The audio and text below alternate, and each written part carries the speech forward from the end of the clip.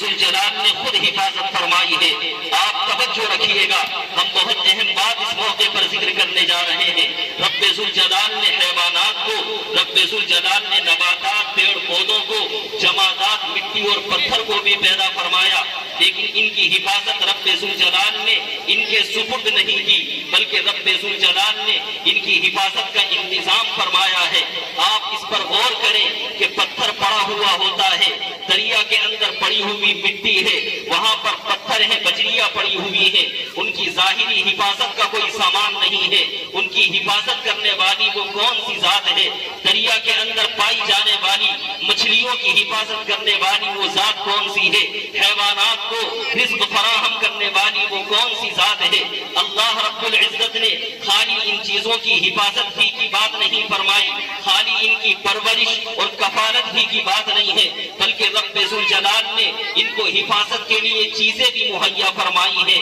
آلات اور ہتھیار بھی دیے ہیں۔ آپ کسی جانور کو دیکھیں وہ نوکیلے دانت رکھتا ہے، آپ کسی جانور کو دیکھیں وہ مضبوط جبڑے رکھتا ہے، آپ کسی جانور کو دیکھیں کہ وہ زہر کی تاثیر رکھتا ہے، آپ کسی جانور کو دیکھیں کہ وہ اپنے اندر ڈنک مارنے کی قوت رکھتا ہے، آپ کسی جانور کو دیکھیں کہ وہ لمبی سونڈ رکھتا ہے، لمبے دانت رکھتا ہے، یہ اس چیز کے ذریعے اپنی حفاظت کرتا ہے، دانتوں کے ذریعے حفاظت کرتا ہے، وہ جانور زہر کے ذریعے اپنی حفاظت کرتا ہے، ڈنک کے ذریعے اپنی حفاظت کرتا ہے۔ پرندوں کو دیکھیں کہ اللہ تعالیٰ نے اڑنے کی قوت عطا کی ہے، انسان پرندے پر حملہ کرتا ہے، پرندہ فضا میں بلند ہوتا ہے اور اپنی حفاظت کر لیتا ہے۔ آپ مچھلی کو دیکھتے ہیں، اللہ نے پانی میں رہنے کی قوت دی ہے، انسان مچھلی کو پکڑنا چاہتا ہے، وہ پانی کی تہ میں بیٹھ کر کے اپنی حفاظت کرتی ہے۔ یہ چیزیں رب ذوالجلال نے ان مخلوقات کو اس لیے سپرد فرمائی ہے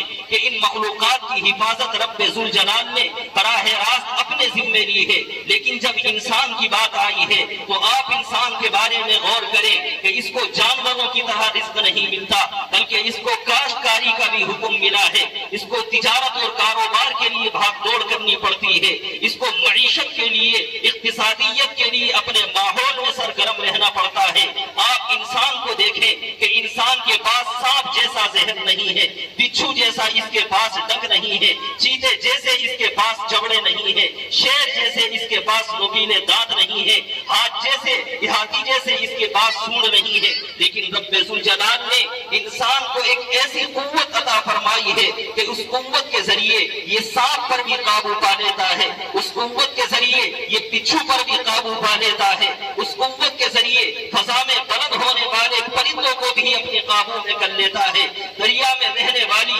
مچھلیوں کو بھی پھنسا لیا کرتا ہے۔ وہ قوت ہے کہ جس کو رب ذوالجلال نے عقل و شعور کی قوت عطا فرمائی ہے۔ یہ عقل و شعور اور عقل و فہم کی وہ قوت ہے کہ اللہ رب العزت نے دوسری کسی مخلوق کو عطا نہیں فرمائی، صرف اور صرف انسان کو عطا فرمائی، اور انسان کو عطا کرنے کے بعد کہا کہ اگر ہم نے تمہیں عقل و شعور دیا ہے، اگر ہم نے تمہیں سوچنے سمجھنے کی صلاحیت دی ہے تو پھر تمہاری ذمہ داریاں بھی بڑھ جاتی ہیں۔ اب انسان کی ذمہ داری کیا بڑھی؟ رب ذوالجلال نے قرآن میں اس کو بیان کیا، اِنَّا عَرَضْنَا الْأَمَانَةَ عَلَى السَّمَاوَاتِ وَالْأَرْضِ وَالْجِبَالِ فَأَبَيْنَ أَن يَحْمِلْنَهَا، کہ ہم نے اپنی امانت کو پہاڑوں کے سامنے پیش کیا ہے، زمین اور آسمان پر پیش کیا ہے۔ مفسرین نے اس آیت کے تحت لکھا ہے کہ اللہ رب العزت نے اپنی شریعت کو اور اپنے احکامات کو خالو زمین و آسمان اور پہاڑوں پر بھی پیش نہیں کیا، بلکہ تمام مخلوقات کے سامنے پیش کیا۔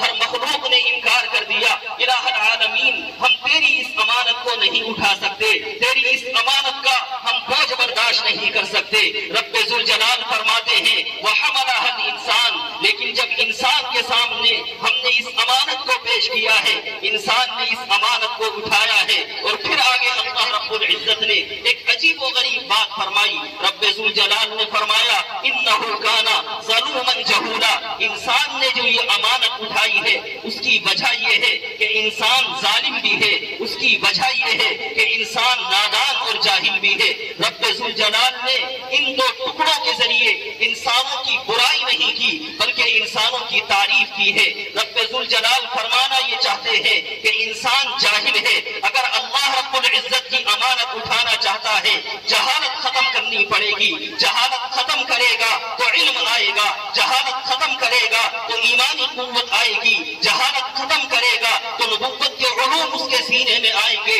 رب ذوالجلال نے دوسری بات فرمائی، انہ کان ظلوما جہولا، انسان ظالم بھی ہے۔ اللہ تعالیٰ فرماتے ہیں کہ اگر یہ میری امانت اٹھانا چاہتا ہے، اس کو اپنے اندر سے ظلم کی قوت کو ختم کرنا ہوگا۔ اگر یہ ظلم کی قوت ختم کرے گا تو اپنے اندر عدل و انصاف پیدا کرے گا۔ عدل و انصاف کو علماء کی زبان میں اعمال صالحہ بولا جاتا ہے۔ گویا رب ذوالجلال نے فرمایا کہ انسان کے اندر قوت ایسی ہے کہ یہ ایمان کو بھی قبول کرنے والا ہے، یہ قوت ایسی ہے کہ علم کو بھی قبول کرنے والا ہے، قوت ایسی ہے کہ اعمال صالحہ کو قبول کرنے والا ہے۔ اگر یہ انسان ایمان والا ہے، علم والا ہے، اعمال صالحہ والا ہے تو رب ذوالجلال کی امانت اٹھانے کا حقدار بنتا ہے، اور اگر یہ چیزیں اس کے اندر نہیں پائی جاتی تو رب ذوالجلال کی امانت اٹھانے کا حقدار نہیں بنتا۔